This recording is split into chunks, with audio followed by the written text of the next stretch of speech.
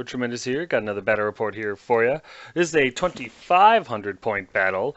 It's me, Lord Tremendous of the Warriors of Chaos, versus Prince Gorefist of the Demons of Chaos. And yeah, this is a newer player, but he told me to come at him, so I did. But yep, it's 2,500 point battle, so it's a little bit different than what I've been throwing out there at the 2,200 point battles. But before we get to that.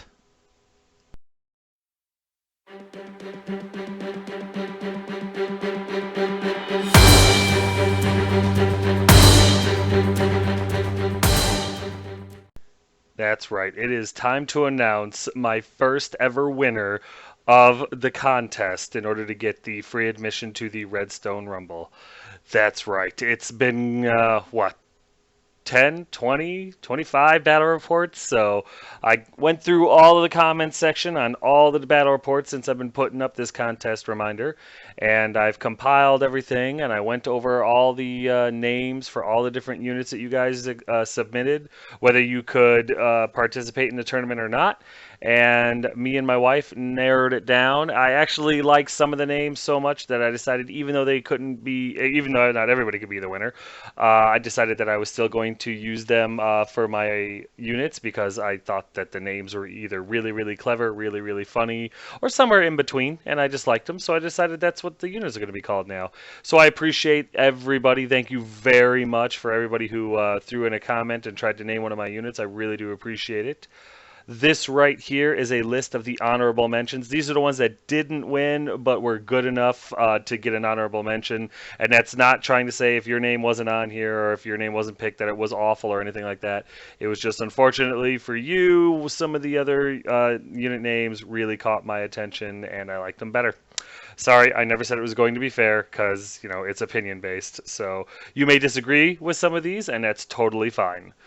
For the Corn Warriors, there was like the Misguided Children, Crusaders of Blood, Deerbait, which was really close, and Betrayers of Blood. There was a lot, like over 45 submissions for Forsaken names. The Tentaculars, Fab Forsaken, Elf Eaters, Corns Tainted, Hug Addicts, Desecrating Defilers of Doom, Soul Reavers, Nurgle's Rejects. Oh man, you guys went all out with those names. For the Beast, there was Wrecking Ball, Mulgener's Envy, Malefence, Old Milwaukee, Bosley Freak, just a ton of them. And then like for my Nurgle Knights, even though I'm not really using them anymore, I still have, you know, if I ever do field them, this would be the names, you know, that I would possibly use, or the name, you know, that I chose for them is the name that I will use next time I field them. But like the Dirty Half Dozen, Cass's Angels, the Germinators, Noodles Romanoff, Harbingers of Pestilence. Y'all are clever. I like you guys. But unfortunately, I could only choose one winner, and I haven't actually chosen yet because the next slide are the finalists. That's right, I'm going to draw this out as long as possible.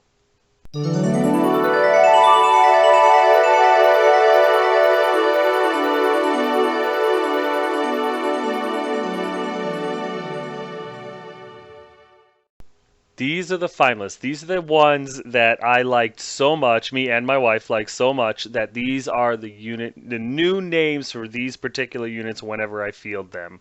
Not all of them are the winners. I have a first, second, and third, but we will get to that in a minute because I just want to show the ones that I really liked enough that they're actually going to be part of my army forever. I will never change these names. If I field this unit, this is the name that is going to be used. Number one, this is not, you know, the winners yet. That's the next slide. Relax. But yeah, here's the finalist for my Chaos Warhounds, formerly known as the Manipulative Mutts, now will forever be known as the Corn Dogs. That is hilarious, and that was submitted by Unleashed Wargaming. And it was for a friend. He submitted that for. Next up was the Corn Warriors. I'm now going to call them the Reavers of Ulthuan. I love that. I really do. The idea that these guys got into the High Elf capital and reavered it a little bit, you know. I like that a lot. And that was submitted by Stephen Walker. Thank you for that, buddy. for the Forsaken, and this one was huge. Corn's Forgotten. Love that. Love everything about that name. And that was submitted by James Valdez. I actually played against this guy once in a GT, and he whooped my butt. So it's only fitting that he got to name one of my units, huh?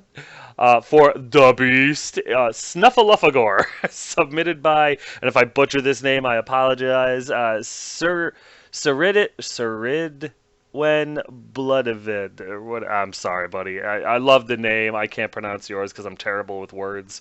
But yes, Snuffleupagus for the Beast. I love that. I was dying, and it's kid friendly, which was nice.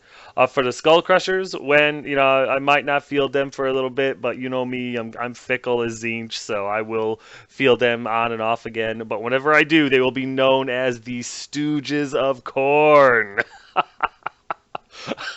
I laughed so hard when I read that name. I loved it because I believe I was I was defined as that Warriors of Chaos player that could make the Beast work, but could not find first gear with the Skull Crushers. So that it couldn't be more accurate. So yes, the Stooges of Corn is the perfect name for these guys, and that was submitted by the Jekar. I think I'm saying that right. Maybe the D is silent. I'm sorry. Again, words scare me.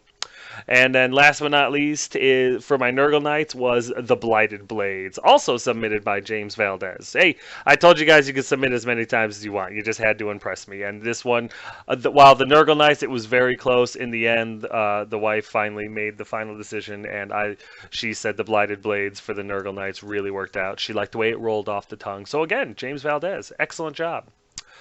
And here it is, guys. The winner is, drum roll,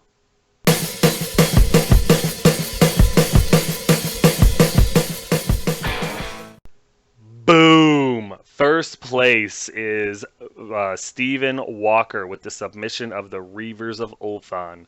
It was so hard, so incredibly hard to choose one of those guys as the winner of out of the finalists that I literally rolled a D6. I'm sorry. I know maybe that doesn't seem fair. It was random with the finalists. The last slide with all the finalists, I assigned them each a number, rolled a d6. Stephen Walker, the odds were in your favor. You took first place, buddy. You are the one that will get free admission to the Redstone Rumble if you can, what's it called? If you can accept it. If not, no harm, no foul. It will go over to second place, and second place was Unleashed Wargaming with the submission of Corn Dogs. And then third place was with James Valdez with the submission of Corn's Forgotten. It will be in that order. I will contact you, Stephen, and I will let you get back to me. Probably within a week after this gets posted. If I don't hear back from you, I'll move over to someone else.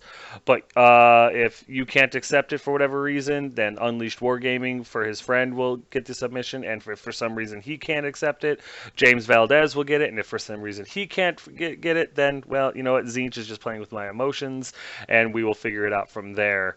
But thanks everybody for participating in this contest. I hope everybody enjoyed it. I love the new names for my units. I was dying. Me and my wife couldn't stop laughing. We were enjoying these names so great. Some were hilarious, some were just badass, and others were just creative as hell. I really, really enjoyed this, and so we're gonna have to do more contests. I want to get your creative juices flowing and stuff like that. But now that we know who won and what the pecking order is and everything like that, I'm sure you guys are bored as hell with this. So let's get it on with the battle report.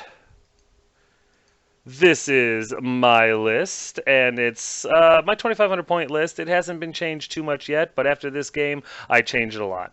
I still have my Demon Prince, Lord Tremendous. He's still my Mark Zinch level 4 wizard with Chaos Armor, Charm Shield, Dragonbane Gem, other Trickster Shard, Soul Feeder, Flaming Wrist, Scaled Skin, and he uses Laura Metal. My hero choices are my Exalted Hero, Lady Elizabeth, with the Mark of Zinch. She's got a Halberd, Chaos Steed, BSB, Helm of Many Eyes, Dawnstone, and she's got Poisonous Slime, because what's better on somebody who always strikes first than poisoned attacks?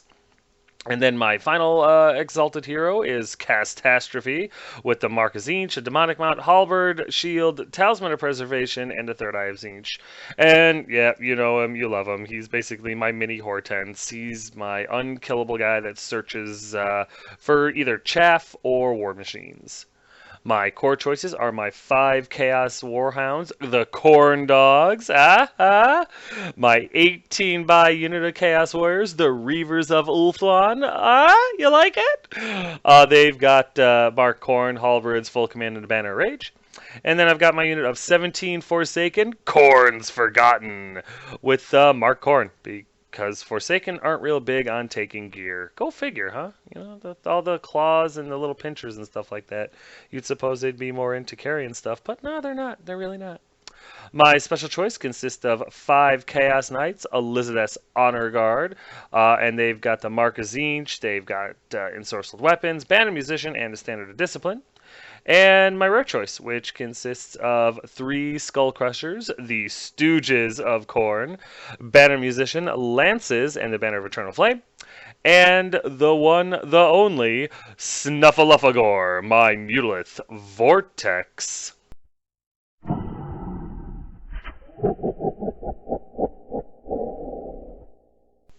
Gotta love the beast.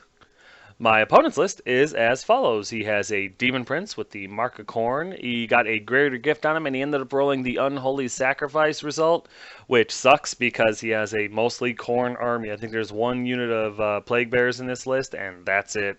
He has no casters. So Unholy Sacrifice, it's unfortunate that he rolled that, but that's what he got, and he did not take it down to 0 because he also has the Blade of Blood, so there was no point in having 2 magic weapons.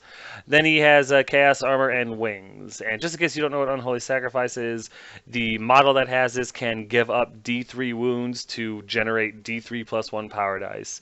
I can't think of a time I would ever use that, but thanks GW for throwing it in the Demon Book. I'm sure it made Khorne stronger.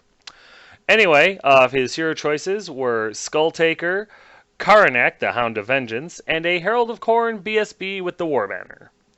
His core choices consisted of 30 Blood Letters with full command and the Banner of Eternal Flame, and a unit of 13 Plague Bearers and Nurgle with full command and the Banner of Swiftness. His special choice consists of 3 Blood Crushers of Khorne with full command and a Razor Standard, as well as 5 Fleshhounds of Khorne. His rare choices consisted of a Skull Cannon and a Soul Grinder of Khorne with Warp Gaze, Harvester Cannon, and Demon Bone Claw. And to be honest with you, I wasn't 100% if Demon Bone Claws came standard or not, so I threw it in here. Just redundancy. Why not? These are my spells, 4 from Metal and 1 from the Beast.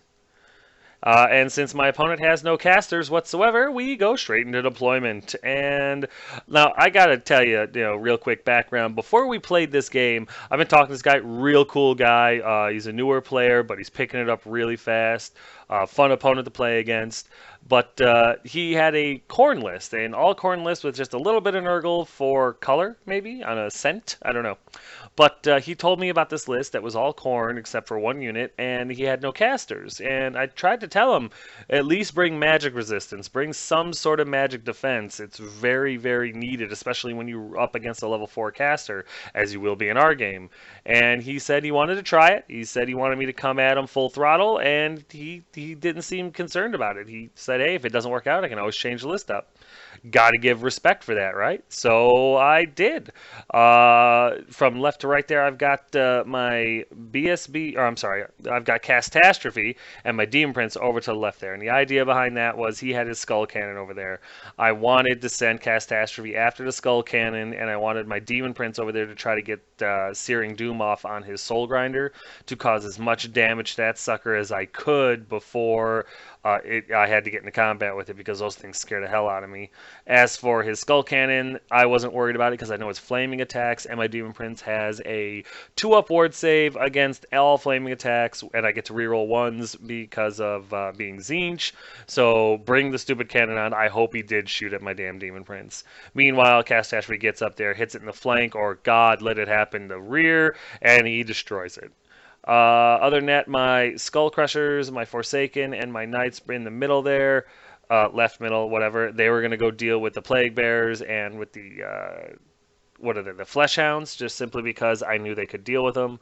The Knights, they were going to serve a dual role, either go into something over to the left there, or in a pinch, like if their flank was offered or something like that, they would go after the Bloodletters. I know they have Killing Blow, and so they made me a little nervous to go after them, but I figured, hey, why not? I'll give it a shot.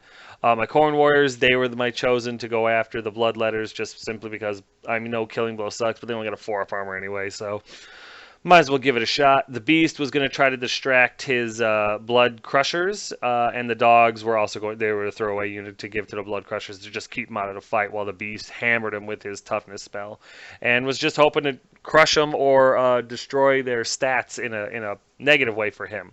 But yep, that was the plan, and that's why I deployed like this.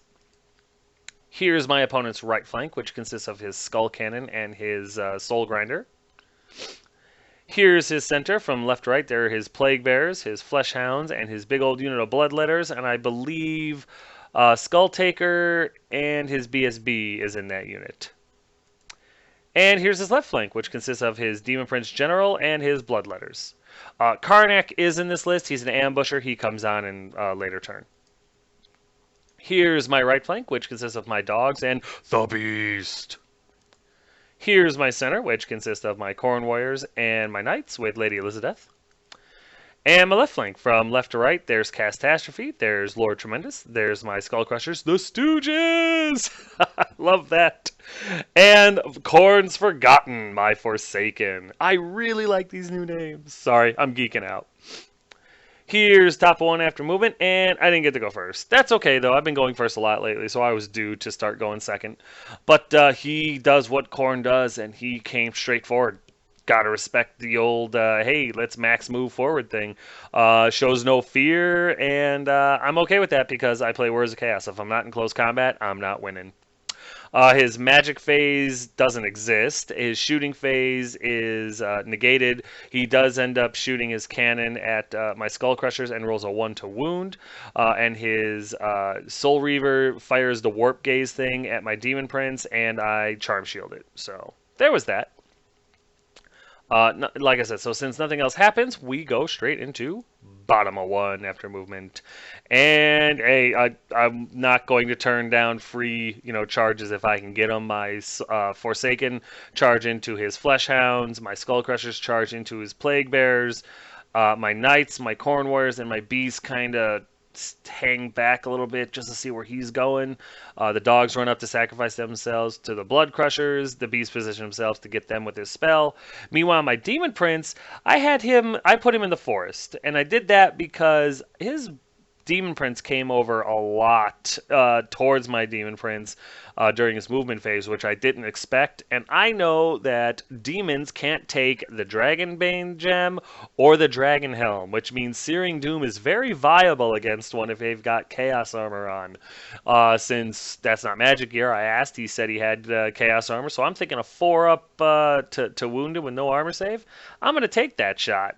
And so I kind of angled him right there and figured the Soul Grinder could kiss the fattest part of my butt. I didn't care if that thing charged my Demon Prince now. Meanwhile, Catastrophe moved up to get the better angle on the Skull Crusher, the Skull Cannon. There's a better picture of Corn's Forgotten slamming into the Flesh Hounds. And here's a better picture of the Stooges slamming into the Plague Bearers because they had flaming attacks, so I figured if he had any kind of regen in the unit or whatever, I'd be able to take care of that. Although he didn't have a Herald, I should have figured that out, but sometimes a little slow. During the magic phase, the Beast is able to get his spell off on the Blood Crushers. He only has to take like 3 toughness checks, and he makes them all, but they are stupid for the rest of the game, and that's huge. Very happy with how the Beast is working on this one so far. During the magic phase, I get the big Searing Doom off on his Demon Prince, the 2d6 one, and I missed killing him by 1 wound. He saved it. I think I did 5 wounds to him, and I think he saved 2. So, yep, I get 3 wounds done to his Demon Prince, and the sucker survives, but he's hanging by a thread, and I don't believe he's got access to Soul Feeder, so I'm feeling pretty good about that. Also in the magic phase, since I've got free reign with it, I got Enchanted Blades of Evian, or Abian, or however you want to pronounce it, on the Stooges of Corn there. So yeah, now they need normally they need 3s, but since it's Nurgle, they need 4s. Now they're back down to 3s. So that's something. Over here in combat, it's not terrible. I end up taking 1 wound, and I think I kill 5 or 6 or something like that. I can't remember exactly how many I kill. I get a handful though, and I feel pretty good about that. I think all in all, it worked out in my favor. But you know, he doesn't break, he crumbles. So a handful more crumbled, and yeah, you're looking at the results. We stand there and get ready for the next round of combat. Over here, it went much better. Corn's Forgotten must have gotten a nod from Corn. I don't know, because I got Killing Blow against the Fleshhounds. It was huge. Needless to say, I lose 2 Forsaken, and he loses the entire unit. They overrun and end up an inch away from these Skull Crushers, which is fine. I figured his Demon Prince was trapped. If he did charge the Forsaken, he's only got 1 wound left. If I have to give up the Forsaken in order to kill a Demon Prince, I will take that trade every single day, especially when the Demon Prince is your general. With all the excitement done, we go over to bottom of 2 after movement, and as you can see, he does it. His Demon Prince and his Bloodletters charge into my Forsaken. I should have seen that coming. I didn't, you know, but oh well, that was stupid. But the Forsaken, I'm almost positive, are going to be able to take out the Demon Prince, even if only a handful of them get to attack. I just need to slip 1 wound through, and he'll have a 5-up, 5-up. So that the odds are in my favor there. And then his Blood Crushers take the bait and go after the Warhounds, which I'm perfectly fine with. Other than that, his Skull Cannon and his Soul Grinder don't move whatsoever. And Karnak, he shows up and he runs over to get near my Demon Prince because he's got that little thing on him where if you're within 12 inches of a caster when he's casting, he misfires on any doubles. So I was a little worried about that. Here's a better picture of his Blood Crushers slamming into my dogs. And here's a better picture of his Bloodletters and his Demon Prince slamming into my Forsaken. And there's a better picture so you can see the Skull Taker. And his BSB is in there, like third from the top in the front row there. And just because he's a special named character, hi Karnak, how you doing, buddy? During his magic phase, when he rolls the Winds of Magic, he rolls an 8, which you can see in the top right corner there, and he rolls a 6 for my Knights, and after all is said and done, one of my Tzeentch Knights eats Crow and dies a horrible death, which is a little poopy, but you know what? It was actually in Warhammer Weekly, which I'm occasionally on. If you guys get a chance to watch it, you should. We have a lot of fun. And you get to see my face for radio, which is outstanding, I might add. But yeah, I was talking to Kieran about it, and he actually made a very good point. Because I always had kind of a problem with the Winds of Magic for Demons of Chaos doing its thing like that, where it can affect all your units that are out of combat, but it only affects certain ones of the Demon player. But he actually put it into perspective. It was a very valid point. You know, demons don't get access to a whole lot of magical items and stuff like that. They don't even really get to kit themselves out. They're all gifts and stuff. So it's kind of hard to have a solid kit out for anything because you never know what you're going to get. So the Winds of Magic give them a little bit of an advantage. Give them a little bit of a, you know, offensive magic phase, even if they don't have any magic. So I get it. I see how that works out. And you know what? I'm okay with it now, even though I did lose a Tzeentch Knight to it during this game. Once the magic phase is over, which is quick, because all he has to do is roll on it, we go into combat, and the Forsaken get evaporated. Once again, I get Killing Blow, which is really exciting. Either they're stuck in Killing Blow mode, or I'm just really getting lucky. But unfortunately, all but 3 of my Forsaken die, but that's fine, because that's more than enough to kill off his Demon Prince, which is huge. The rest of my attacks went after his BSB, which weren't many. Unfortunately, I wasn't able to hit and wound his BSB in any real way, and his BSB is completely unharmed. Needless to say, I need Snake Eyes to stay, and I break. However, I get away. I end up rolling a 6. He ends up rolling a 4, which is awesome. So the Forsaken get away. They have a chance to rally. Granted, they need Snake Eyes, but there's still a chance. And it's also unfortunate that they break, but because the Skull Crushers catch them to the flank, which sucks.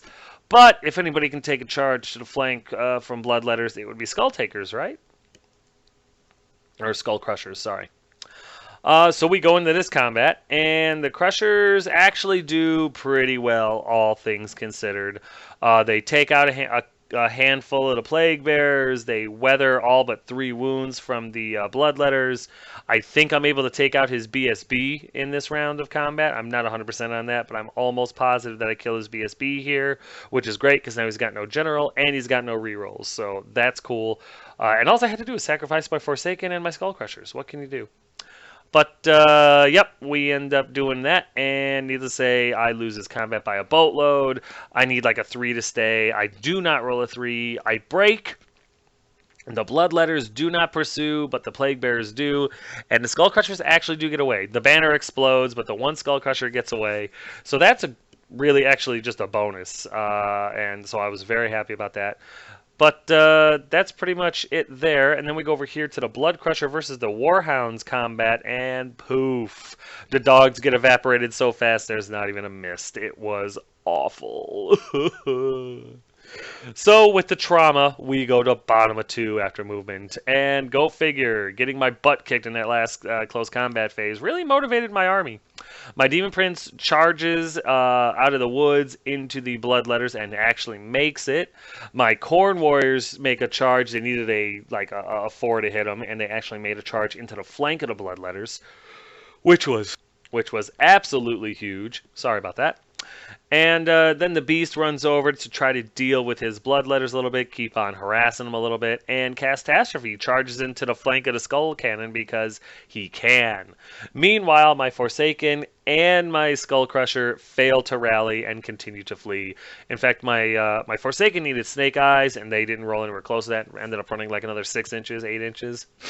But my Skull Crusher, he rolled boxcars in order to rally and fled another 8 or 9 inches. So they're motivated. Once they get moving, they don't want to stop. Other than that, the other thing that happens is my Zinch Knights with Lady Elizabeth maneuver to either charge into the Bloodletters if it's a desperate situation, or countercharge the Soul Grinder, which is more what I was looking for. If the Soul Grinder charged to kill my Forsaken or charge into the flank of my Demon Prince, then Lady Elizabeth's unit next turn could charge into the Soul Grinder and help the Demon Prince kill it. So whichever worked out, that was where the combat was going to be. I really didn't care about the Blood Crushers that much because I figured once my Demon Prince was done with the Bloodletters, he could deal with the Blood Crushers, himself. Here's a better picture of my Corn Warriors and my Demon Prince slamming into the Bloodletters, which was awesome. And here's a better picture of Catastrophe slamming into the Skull Cannon. And I hit him in that way because, hey, all I have to do is be in base to base with him, and I wanted to be able to overrun into the Soul Grinder if I could break the Skull Cannon on the charge. And here's a better picture of the Forsaken and the Skull Crusher still fleeing because, hey, running is fun, I guess. During the magic phase, I get glittering robes off on my Chaos Warriors because having a 2-up armor save is way better than having a 4-up. There's nothing else to really talk about there, so we go into combat, and Catastrophe flubs spectacularly. I roll like 3 2s and a 4 to hit, and then I roll a 1 to wound, which was awesome. And he counterattacks, but with my ward save and everything like that, I'm able to block it all, no problem. I win by 2 because of charge and a flank. He rolls, and he rolls boxcars. He doesn't have a BSB anymore, so his Skull Cannon explodes, and Catastrophe, although he failed me and flubbed like a hero, he still won the combat and got to overrun another Soul Grinder, so I'm totally okay with that. Over here in combat, my unit champion issues a challenge. Skull Taker runs over, ends up having flaming attacks, and myrtleizes my unit champion like it's going out of style. But that's fine. The unit champion sacrificed himself so that the rest of the unit and the Demon Prince could just myrtlate as many of these Bloodletters as humanly possible. And that is exactly what they do. I think about 10 of them die, 10 or 12 Bloodletters die, and I don't lose anything. Maybe 1 Corn Warrior for my trouble, but I don't think so. Obviously, the Demon Prince takes nothing, and after his break test is done and everything like that, his crumble check anyway, there is literally like 8 models left on the table and Skull Takers, so that's huge. These guys just pulverize this unit, and I'm so happy because I was really worried about that unit. But that's it for combat there. So we go to top of 3 after movement. And as you can see, there's not a whole lot. But there is significant movement. His plague bearers do charge the Forsaken. The Forsaken flee about 5 inches. The plague bearers charge like 11. So they hit and kill the Forsaken, pass the leadership check, and then turn to face the Tzeentch Knights, which was not fully part of my plan. But hey, can't fault a guy for capitalizing on good luck and good strategy. Meanwhile, his Blood Crushers are stupid thanks to the Beast spell, and his Soul Grinder's in combat with me, and everything else that he has is in combat with me, so that's it for the movement phase. There's a better picture of his Plague Bearers hitting my Forsaken and destroying them, which hurts my feelings a little bit. And there's a better picture of his Blood Crushers being stupid for a turn, which was fan-effing-tastic. Over here in combat, Skulltaker issues a challenge. My Demon Prince has no choice but to accept. Skulltaker runs over. He swings his 4 attacks, and he rolls 4 ones, people. 4 ones. I haven't seen anything like that in a long time. I am very glad I brought my camera to this game because this is unreal. 4 ones. If there was ever any doubt in your mind that the great Dark Lord Tzeentch existed, this picture should remove all doubt. Not only does he exist, but he protects. Thank you, Lord Tzeentch. Thank you. Obviously, I don't flub. My Demon Prince is able to just face pound Skulltaker into non-existence once again. The Corn Warriors are able to finish off the Bloodletters. There's nothing left after we're all said and done, so we turn around. The Demon Prince goes over towards my left flank to help out with the Soul Grinder, Karanak, and the Plague Bears. The Corn Warriors turn to deal with the Blood Crushers because somebody's got to. Might as well be them. In this combat over here, Cass flubs his rolls once again. I think I roll 4 2s. And the Soul Grinder, everything bounces off my ward save. I win this combat by 2. The Soul Grinder does not roll boxcars and is able to make his break check, turn, and face Catastrophe, which is might be bad. If I fail an initiative check, Catastrophe is going to have some serious problems on his hand. So, with combat all said and done, we go over here to bottom of 3 after movement, and as you can see, there's been a little bit. The Beast runs over behind the impassable terrain, just in case the Blood Crushers get froggy. The Corn Warriors move up to charge the Bloodletters next turn. My Demon Prince charges into the rear of the Soul Grinder, and the Tzeentch Knights with Lady Elizabeth say, screw it, let's go kill some Nurgle stuff, and charges there. Here's a better picture of my Demon Prince slamming into the Soul Grinder, and that's going to be awesome. And here's a better picture of Lady Elizabeth slamming into the Plague Bearers, and that's already awesome. Oh, and I almost forgot. The one remaining fleeing unit I have of Skull Crushers, probably Mo, he actually rallies, and he turns around and goes, what fight should I get into next? During the magic phase, I'm able to get transmutational let off on the Plague Bearers, and really that was just to make it so that I needed 3s to hit him. I think I needed 3s anyway, but just to make it a little bit harder for him to hit me, because now he's like weapon skill 2, I think. It's just make things a little bit more difficult on him, and I've got full reign of the magic phase. Why not, right? I also get Enchanted Blades off on my Demon Prince, which means now I believe he's hitting the Soul Grinder on 2s and lowers his armor save by 1 more, just in case. I wasn't exactly sure what his armor save was, but I wanted to make sure that I could make it as low as possible or negate it altogether. During combat, we don't do terrible. We don't do great, but we don't do terrible. He actually makes some ward saves, even with the other Trickster Shard in his back.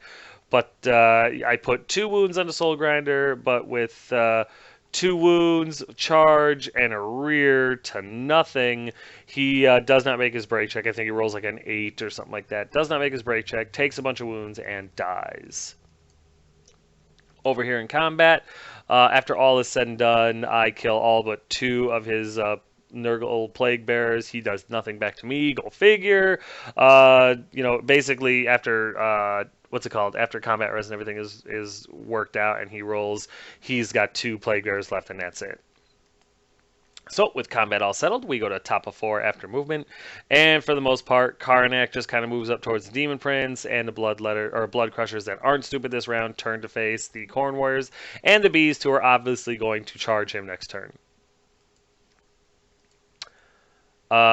With no magic to speak of, and his roll not doing anything, he's got no shooting left anymore. So we go into combat, and my Tzeentch Knights are easily able to finish off the 2 remaining Plague Bearers, and they turn their back on Karnak to go and look at the Blood Crushers, just in case my Corn Warriors decide to flub, and I have to send my Tzeentch Knights and Lady Elizabeth over there to finish the job. So, with all that said and done, we go over here to bottom of 4 after movement. For the most part, this is just cleaning up now. The Beast and the Corn Warriors slam into the Blood Crushers, and Catastrophe and the remaining Skull Crusher charge into Karnak, and the idea is to just put them out of their misery because they dare to cross the tremendous that is Lord. Here's a better picture of Catastrophe and my last Stooge slamming into the Karnak. And here's a better picture of my Corn Warriors and Snuffleupagus the Beast slamming into the Blood Crushers. During my magic phase, I get Enchanted Blades of Abion off on my Corn Warriors. Unfortunately, it's Irresistible Force. Wasn't the plan. I think I only threw 3 or 4 dice at it, but I ended up Irresistible Forcing it, and I roll a miscast 6.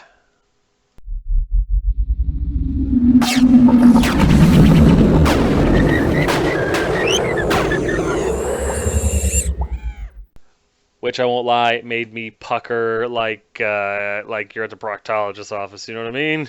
If you do, well, you're probably older. Anyway, yeah, I got real nervous when I rolled that miscast. I'm like, oh damn, I'm gonna blow up my Demon Prince. Almost did. I saw the 2 before I saw the 4, and there was the pucker factor. But I roll a miscast 6. I'm able to ward save the strength 10 hit, but it doesn't end my magic phase, which is perfectly fine. Other than that, we go straight into combat, and Catastrophe has to issue a challenge, and Karnak has to accept. After all is said and done, Karnak has 2 more wounds on him, with charge, flank, and 2 wounds to nothing. He needs a miracle to survive, and the miracle does not occur. So Karnak goes back into the warp, and Catastrophe turns to face where the rest of the battle is, just in case he decides to get back into this fight. Over here in combat, it's a hell of a fight, actually. The Beast and the Corn Warriors are able to kill all but 1 of the Blood Crushers, and the one that's left is carrying a wound. I think it's able to kill 4 or 5 of my remaining Corn Warriors.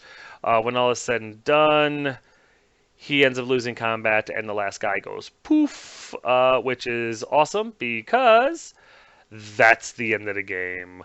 Really good game. I do enjoy playing against demons. It is different. I don't have many Demons of Chaos opponents.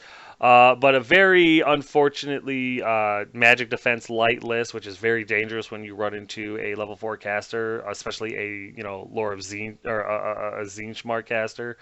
So yeah, it was unfortunate. It was kind of predictable, but my opponent learned a very valuable lesson. He got some very valuable game time in, and he still played a really strong game. He got my Forsaken and stuff like that. He was able to stick with it the whole time, and the best part about it all was he kept a positive attitude throughout the entire game. No matter what happened, he seemed to still be smiling. He seemed to still be enjoying himself. He didn't, come down on anything. He didn't get discouraged. He had a good time. I had a good time. And even though he realizes now that an all-corn list requires a lot more patience, I guess, than he realized, I think that now, and the next time I run into his demon list, he's going to have at least 1 caster with some sort of magic defense item on him or something along those lines. But should be interesting to see what he does with it. But you know what? We'll get to the recap in a second, because right now it's time for a quick timeout.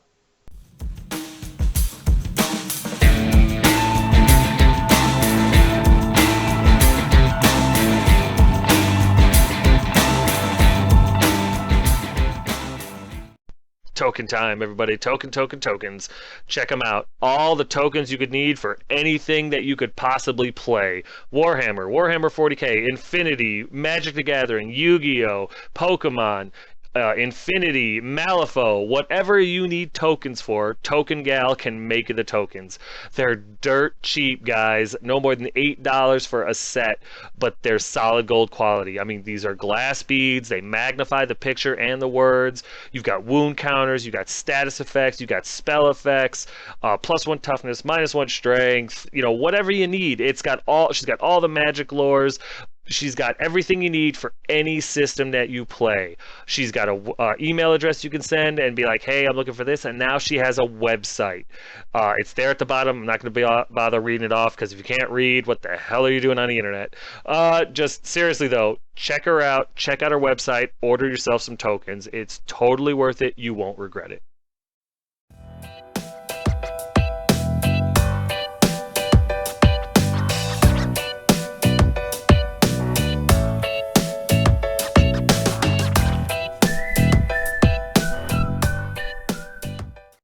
Hey guys, I know I've already talked to you about this before, but you should really check these pictures out because they were all painted, including my model, by Unleashed Wargaming. And they have their email right up there at the top of the page, and they've also got it down there. They got a YouTube channel. He's working on a website. It's not quite ready yet, but yeah, really, if you get a chance, check these guys out. If you're looking for someone to paint your stuff real good, seriously, check these guys out. Go to his, send him an email, check out his YouTube page. It's really worth your time. It's a phenomenal job. It's quick, it's painless. You don't have to worry about painting your stuff. And soon I'll be running a model that these guys painted for me, and I'm very excited about that. But check out these pictures. Give this guy an email. Check him out on YouTube. Get your models painted by him if you can. It's totally worth it. And tell him Tremendous sent you.